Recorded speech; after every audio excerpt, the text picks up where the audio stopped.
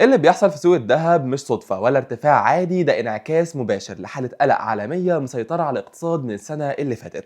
ده اللي أكده سامح عبد الحكيم عضو شعبة الذهب باتحاد الغرف التجارية، إن القفزات التاريخية في أسعار الذهب امتداد طبيعي عدم اليقين اللي ضارب العالم كله. وقال إن سعر جرام الذهب عيار 21 في السوق المحلي وصل لمستوى غير مسبوق عند حوالي 6120 جنيه، وده بالتزامن مع صعود سعر الأوقية عالميا لأكثر من 4600 دولار، أرقام عمرها ما حصلت قبل كده. عبد الحكيم وضح إن السبب الرئيسي للارتفاع الجنوني ده هو التوترات السياسية، ده بجانب اضطرابات سياسية واقتصادية متلاحقة في دول كبرى خلت المستثمرين يهربوا من المخاطر ويدخلوا على الذهب كالملاذ الآمن الأول. كمان خفض أسعار الفايدة عالميا والضغوط المتزايدة على البنوك المركزية زودوا من جاذبية المعدن الأصفر، خاصة مع المخاوف المتصاعدة من تآكل قيمة العملات الورقية، وده خلى الأسواق تعيش حالة قلق مستمرة ورؤوس الأموال تتحصن في الذهب. وعلى فكرة ده قال كمان إن أسعار الدهب في مصر ارتفعت خلال آخر 3 سنين بشكل كبير، وسعر الجرام ارتفع من حوالي 1650 جنيه نهاية 2022 لأكثر من 6120 جنيه دلوقتي،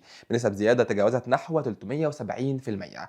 وده بيعكس حجم التحولات العنيفة اللي ضربت السوق. بس قال كمان إن الذهب ممكن يشهد موجات تصحيح سعرية مؤقتة، لكن الاتجاه العام لسه صاعد، وطالما الأزمات العالمية مستمرة والضغوط الاقتصادية قائمة الذهب هيفضل يزيد.